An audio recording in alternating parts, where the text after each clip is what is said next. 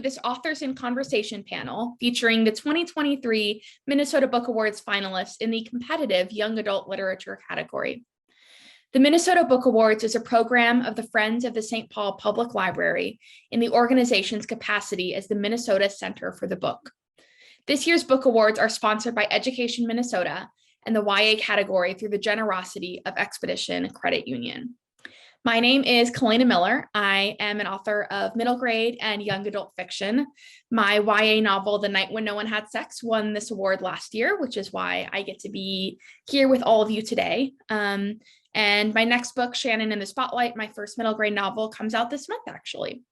I'd like to take a moment to acknowledge the Dakota people, Indigenous keepers of the land on which most of us on this panel recording are participating from today. This land was reserved for the Dakota in the Treaty of Traverse des Sioux, signed with the United States in 1851, and it remains sacred to them today. We also acknowledge the Ojibwe people, fellow Indigenous inhabitants of this land.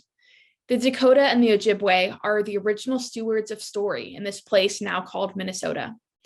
The Friends of the St. Paul Public Library, organizers of the Minnesota Book Awards, honor this tradition and the knowledge and values embedded in it as we work together to lift up storytellers in our state. For this latest installment of the Minnesota Book Awards popular Meet the Finalists series, I'm pleased to be joined by Katherine Johnson, author of Born in a Red Canoe, published by Silver Fox Books, Gary Eldon Peter, author of The Complicated Calculus and Cows of Carl Paulson, published by Fitzroy Books, part of Regal House Publishing, Simon Hargraves, author of Maxwell and the Legend of Inini-Makwa, published by R Publishing, and Damone Bester, author of MENDEL, published by The Story Plant. For this latest installment of the Minnesota Book Awards popular Meet the Finalists series, I'm pleased to be joined by Katherine Johnson, author of Born in a Red Canoe, published by Silver Fox Books, Gary Eldon Peter, author of The Complicated Calculus and Cows of Carl Paulson, published by Fitzroy Books, part of Regal House Publishing, Simon Hargraves, author of Maxwell and the Legend of Inini-Makwa, published by AHR Publishing, and Damone Bester, author of MENDEL, published by The Story Plant. Congratulations to all of you and your finalist nod. I've been in your shoes and know how exciting it is to be here. So in the interest of making the most of our short time together today, I'm going to begin with a round robin question that I would like each of you to respond to in turn. And then I have a specific question for everyone here to share a little bit more about their book specifically. So our round robin question to get things started is, in the past few years, the question of who is the target audience for young adult literature has consistently been raised by industry professionals, booksellers, and authors alike. Given the shifting landscape of the YA market, how do you approach the task of writing for teenagers? Is there anyone who's like really dying to hop in there, or should I pull straws? Pull straws. All right, Gary. Let's get this started. You're the first on my screen.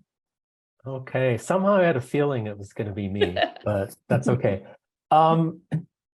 Yeah, I guess I would say for me, I'm somewhat of an accidental YA novelist. The book that I ended up with was definitely not the book I started out with, and my original vision for what this book was going to be was much different. It was going to be an adult novel, very lengthy, multi-generational, epic sort of James Michener meets Willa Cather kind of approach. But the more I worked on it, the more the story kind of became more intimate, and it tended to, I was drawn to who became the main character in the story. And as I learned more about the character and learned more about who he was and what his world was, it just seemed to kind of turn into a YA novel. And so it was not my intention, but I think just over time and working on it, it kind of ended up being that. As far as the question of who reads YA, I think that's a really interesting question. And the way I see it, I think the reason people other than young adults read YA novels is that, at least in my experience, there was not a lot of representation of who I am, or who I was as a teenager dealing with being gay and what that was for me. So I think I was sort of drawn to wanting to write a book that addressed that, and also kind of telling the story that I wished had been there when I was this character. And I think a lot of people maybe have that same idea, that they read YA to see the stories, see themselves represented maybe at that time of their lives. And I think that's great and perfectly understandable, and I think it's a great thing. So. That's awesome. Thank you. Catherine, do you want to hop in there? Yes, I was really glad when I saw this as a question we were all going to be talking about, because it has been something that concerns me a great deal.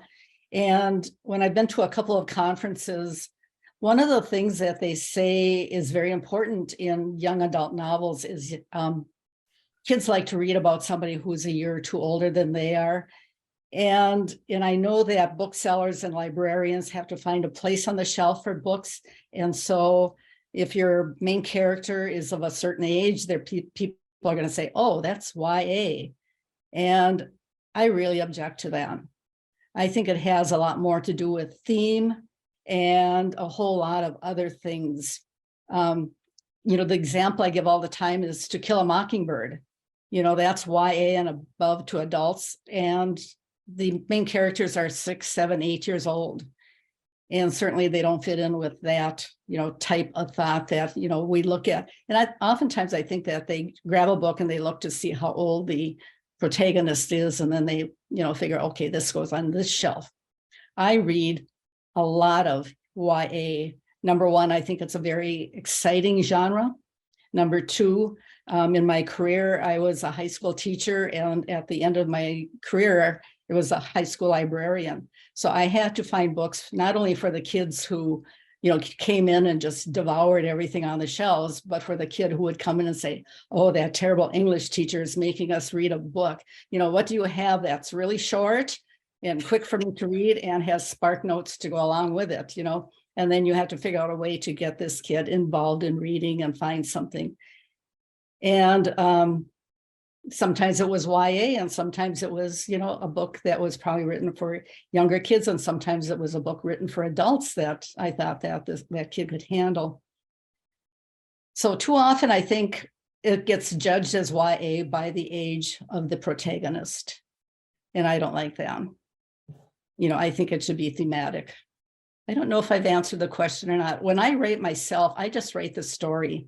And then I try to figure it out later, where it's going to sit or where it should be on a shelf.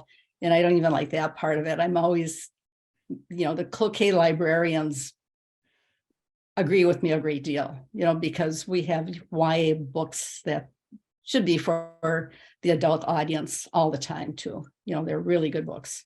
I'd say read them. Totally. Damone?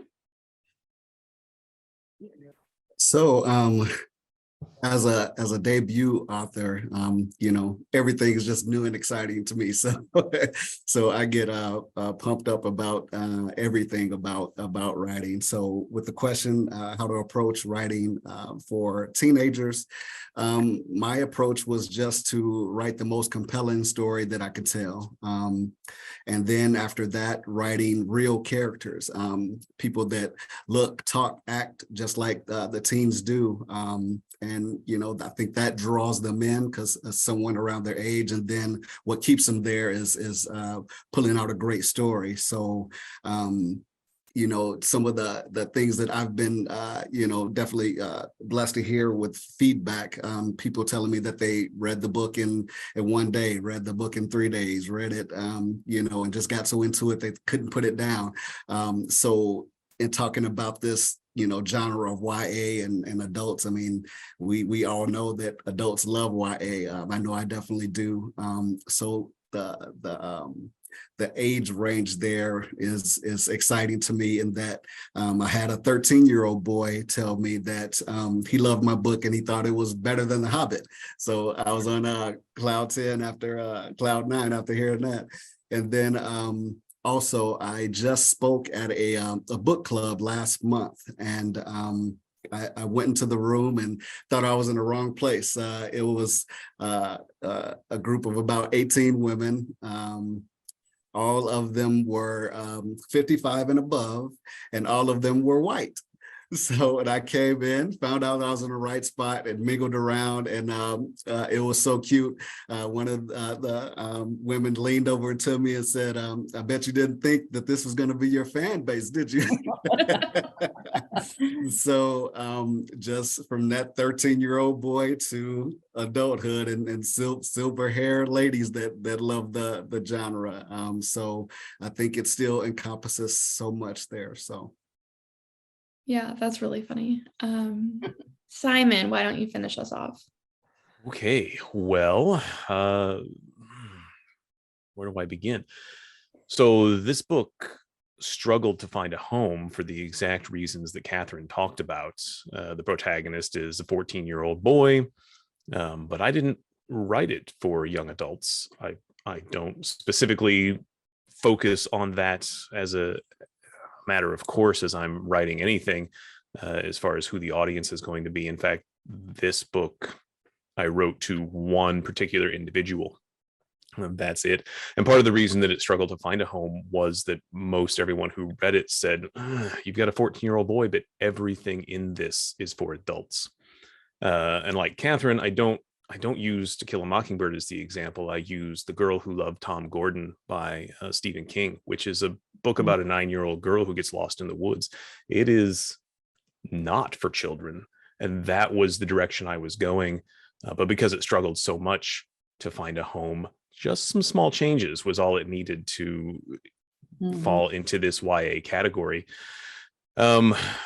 So going forward, I mean, one of the things that I look at, David Farland, who is a science fiction fantasy author and writing instructor, actually has developed a, let's call it, evolution of the reader, or the reader's journey, if you will, of how we as readers look for content based on our age and where we're going, and people in the YA traditionally, right, when you think of teenagers and things of that nature, those individuals are, according to him, which is very generic, but I think still holds true, are looking for boys, typically it's some sense of wonder still, but also adventure. For girls, it's typically a little bit of wonder, but also romance. And I don't know, again, I think it's generic, so I try to incorporate a multitude of those things as I write. And then I don't care specifically about whether it's going to be YA or adult or middle grade or any of those things. The story is king for me. So I don't know if that answers the question either, but really No, it's about it telling, definitely does. it's about telling a good story. And that's really all I care about. Yeah, no, I feel like even though all of your books are so different, a lot of your approaches to writing sound very similar, which I think is really interesting from a craft perspective. If I can interject one more thing, Damone, I also read it in 3 days. So. All right, Appreciate let's swing back to Catherine, author of The Wonderful Born in a Red Canoe. When I was reading your novel, I was struck in particular by the cast of characters, really a dynamic cast of characters you developed in a single novel. And while I was reading this, I was thinking, like, in comparison to these sort of epic fantasy series, like who have 5, 6, 7 books to flesh out a group of memorable characters, for example. Can you maybe touch more on how you use the relationships, particularly of your protagonist with the secondary characters, to propel her through her journey of self-discovery, which is really how I read a lot of the book?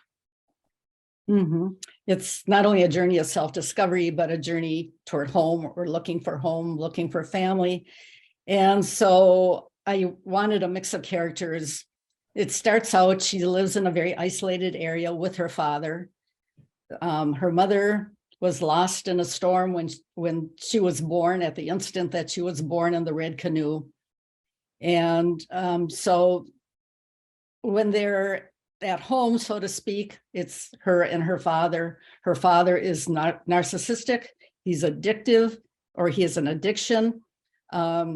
He's in deep grief, and doesn't pay much attention to the girl. He has named her purslane, which is a weed, an unwanted weed.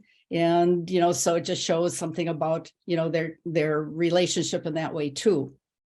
Once a year, they go to the Harvest Moon Festival.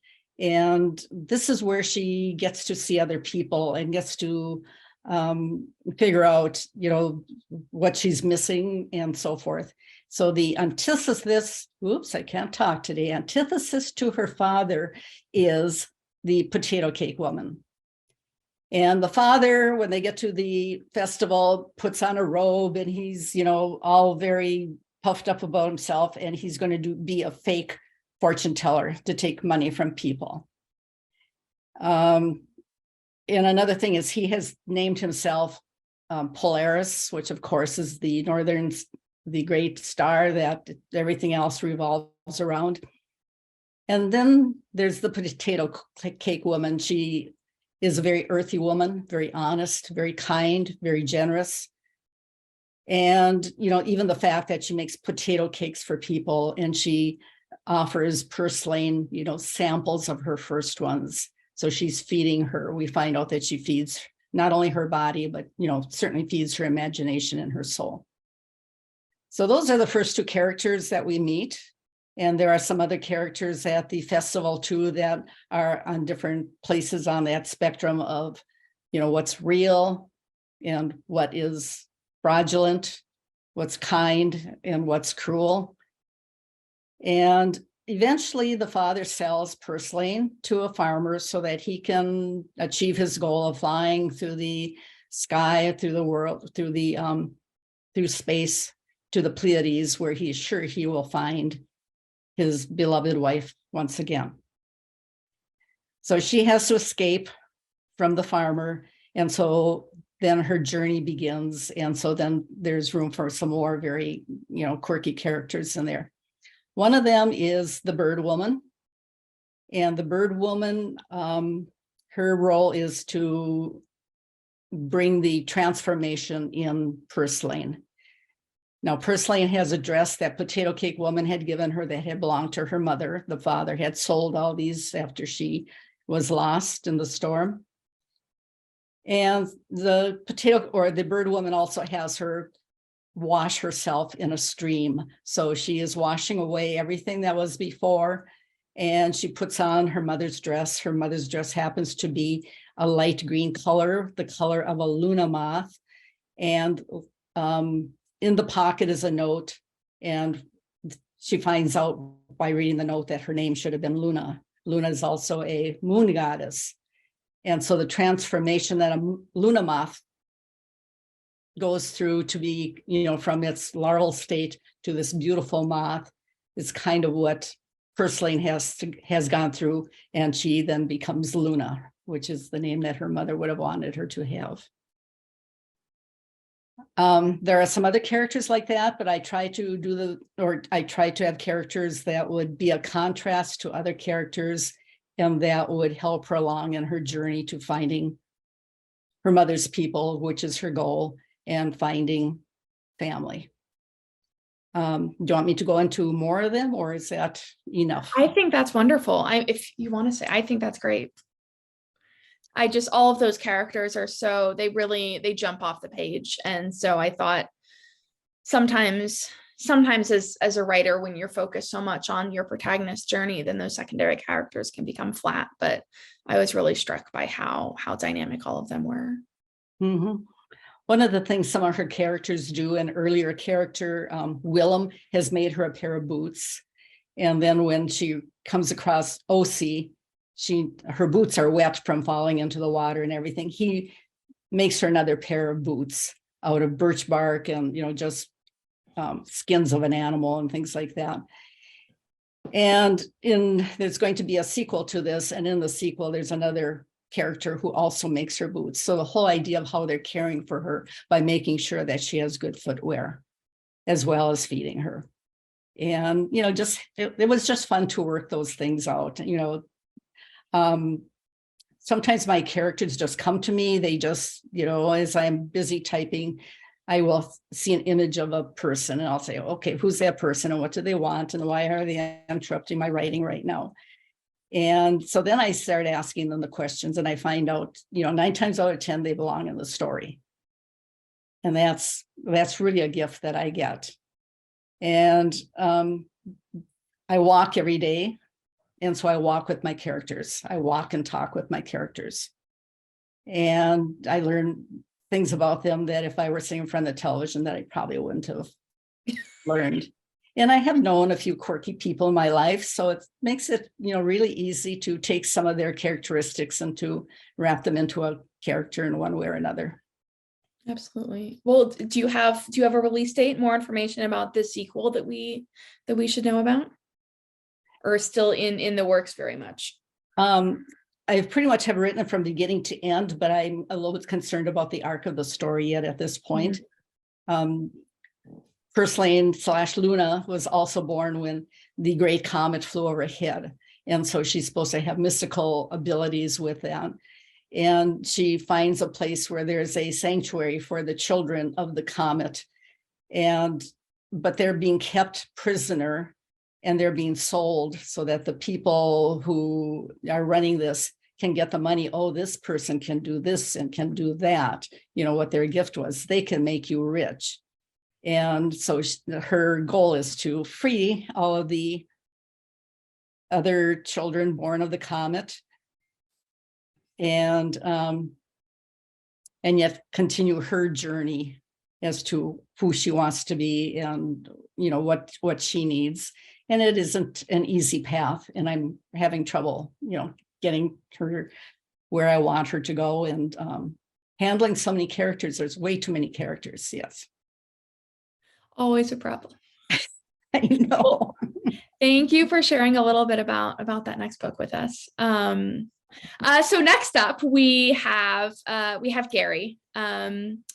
I find that quiet stories are often the trickiest to tell, but the introspective and almost tender point of view you establish in your book is, in my opinion, a masterful example of doing quiet well, so to speak. How did you, as a creative, balance the difficult themes, particularly the exploration of homophobia, with what ultimately, for me as a reader, becomes a heartwarming and optimistic story? Yeah, that's such a great question. And I had a couple of goals with this book. And relative to the main character, it was really, really important to me. The main character, Carl Paulson, is a 15-year-old living on a struggling, financially, possibly not viable dairy farm that he and his father are trying to keep going. And so that's sort of one strand of the story is what's going to happen. And, do they want to continue this? And part of that is a little complicated by the fact that it's a family legacy that kind of came through Carl's mother, who has passed away. And so if as tough as things are financially, what happens? How do they feel if they give up on this? And what does that mean for her memory and what she really wanted for them as a family? Because this was kind of her thing, her baby, so to speak. And she sort of, and this is more backstory, I guess, sort of talked Carl's father, her husband, into giving it a try. He was a English teacher, junior high English teacher, and she said, let's make a go of this. I think it could be really good for our family. So that's sort of a strand of the story, but and a major thing happening. as far as the main character of Carl, and balancing that with his story, it was really important to me that him as a teenager who was gay, to be really okay with who he is, and to be accepting of himself. And a lot of YA books about GLBTQ teens deal with struggles of am I or am I not, or and if I am, how do I figure that out, and what does that mean? And I kind of didn't want to do that with the story. I wanted him to be very much, as I said, accepting of himself, okay with himself. But the story was more about how he sees himself in the world, how he sees himself in his family, and with not really being sure what his father knows or understands about him, how he sees himself in his community, with his peers.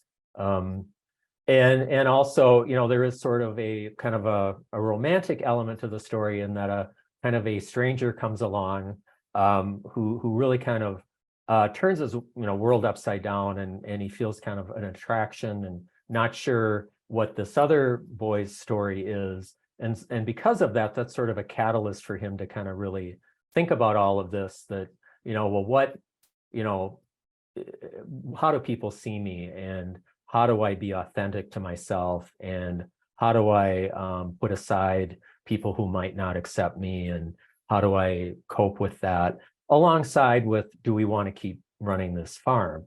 And so, it was important for me that character be optimistic, that he feel positive about himself, and the conflict is more just, how do I connect to the world?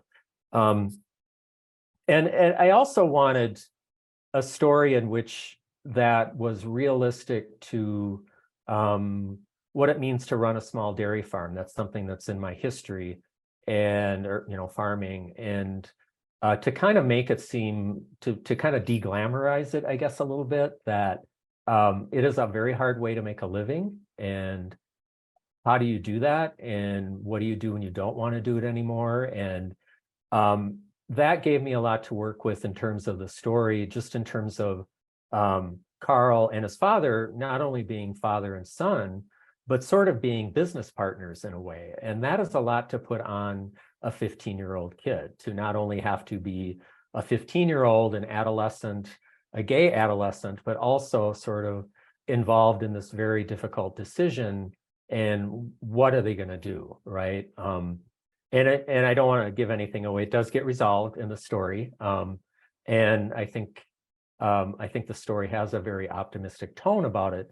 But I think it was important to kind of have a character who understood himself, but also was also in a way had to sort of be more of an adult than maybe he was ready to be or wanted to be. So I don't know if that answered the question exactly, but that was really my thought, and how to, the homophobia, that's definitely part of it. That's not internal, that's sort of his world and what he has to deal with. But also along with that, just the idea of family and, surviving, and can they do that, and would they be able to do that? Yeah, I'm really glad you brought up. I also wanted to ask about the dairy farm, but I was limited to one question. But yeah, I would never have said dairy farming was a glamorous endeavor to begin with, but now definitely. I mean, I'm not like an outdoor person, but like definitely not a dairy farming person. Yeah. Well, and also though, I think there is because it's a small farm, the cows, which are an essential part of the story, and that's why they got into the title, are kind of partners in all of this as well, right? But they also are family members. There's a connection to them as living things that help for them to make a living. But to part with them was, in a lot of ways would be certainly not as painful as losing a parent, but would be right up there, right? And would just be another source of pain that this family has gone through. And how do you work through that, negotiate that, and decide what's best and what's too risky, and where do we go with that? Totally. Yeah, I'm fine with when humans die in books, but like if you have an animal going away, I will throw the book across the room. No, and I when I was asking for blurbers to read the book, a couple blurbers said, well, I'll read it as long as nothing bad happens to animals. And I said, okay. I've gotten that because I have a cat on a cover of a book, and they're like, as long as the cat is alive at the end, Yep. I will read the book. Yeah. I would never do anything to a cat. Perfect. Thank you so much. That was really interesting. Next up, let's move on to Damone, author of MENDEL. So in this book, in my opinion, you've done two really difficult things when creating the setting for this story. The first of which is fictionalizing a real place, which, according to my brief internet research, is actually where you went to high school, I believe. And two is deal with what I like to call near historical fiction, meaning books that are probably historical to teen readers today, but to people who were alive during that time period, maybe feel very contemporary.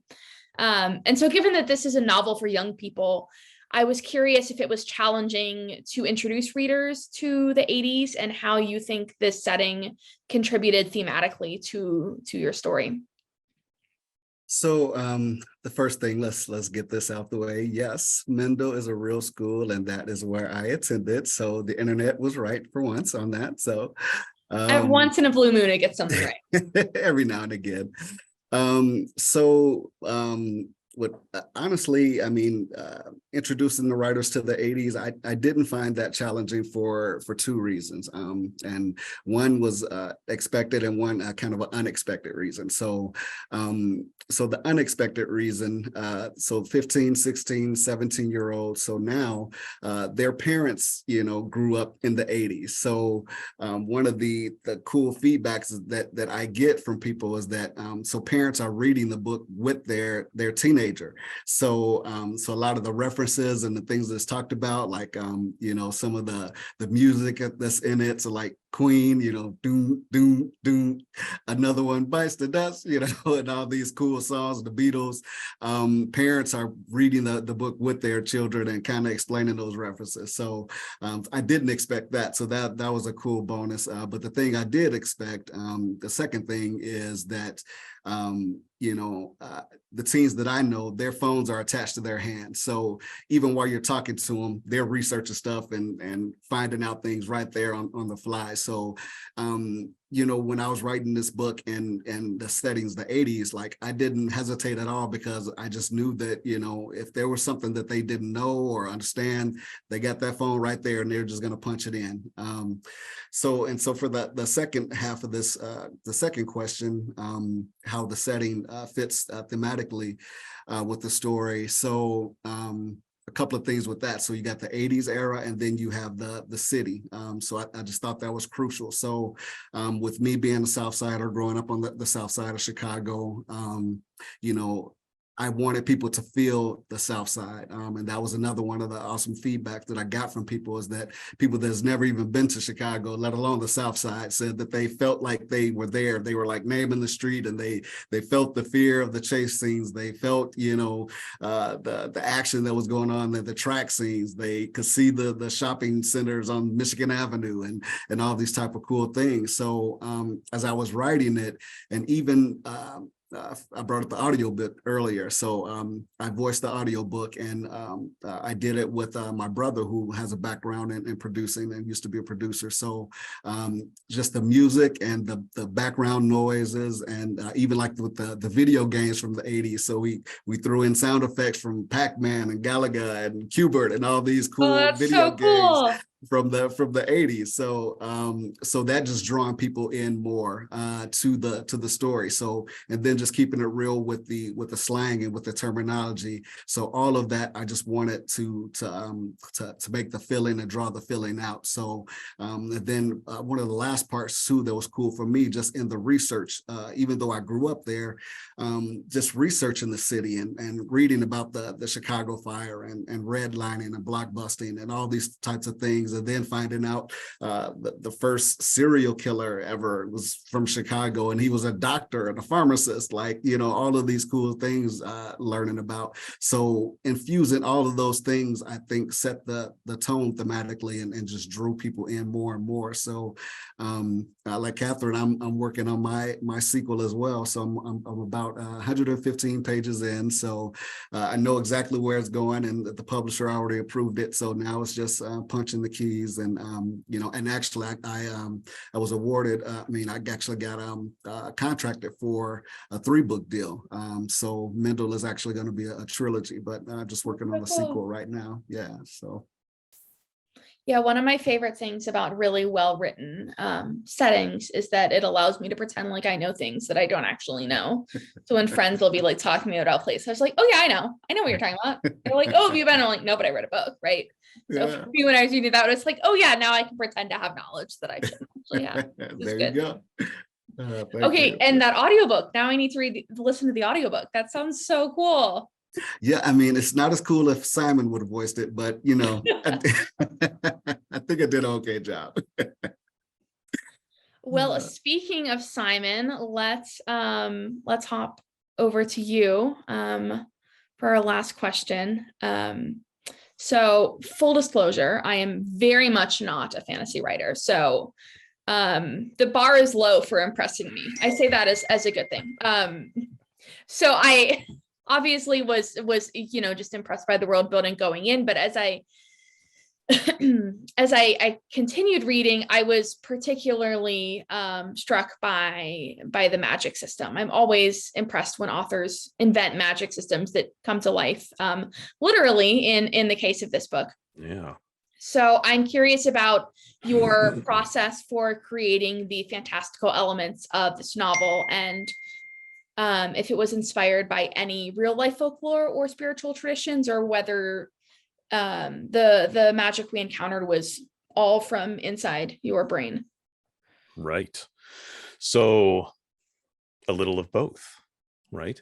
One of the characters in the novel, Mandy, she is very much into what I think we would consider metaphysical type of stuff, right? She's into chakras, and she performs a seance in the book, and there is you know, she wants to go talk with the dead people and things of that nature, right? That element of the story is drawn from quasi real life stuff in what I deal with on a regular basis here at my day job. I interact with a lot of people who are into that sort of lifestyle. So I definitely pulled from that real world experience. The monster in the book, Inini Makwa, she is loosely based on Wendigo legends that I grew up on. Just a fascinating, you know, eat the flesh of your enemy, turn into a monster, you know, that sort of thing, because eating people is bad, right? Yeah, one of those chill things. Right. But Max's magic, his drawings come to life in the stories.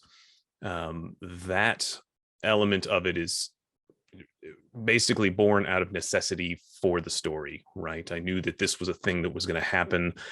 He was going to draw this monster, and the monster was going to come to life. How to make that happen was just an element of necessity. And you know, I don't know if I try not to shine too bright of a light on the fact that his birth and being born under a Northern Lights type situation, and then having Northern Lights in the book sort of contrasts or brings about that magic from happening. But yeah, so a little bit of all of it, right?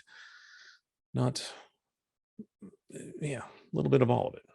Did you do any drawing of your own when you were creating the monster? Not when I was, you know, I went to art school, but not, I haven't drawn anything for years since going to art school. So no, I just researched the Wendigo itself. What's interesting about that research, just as a weird tangent, researching images of the Wendigo what you get typically is some sort of like deer head on a emaciated humanoid body, right, with big antlers and things of that nature. And no one that I've talked to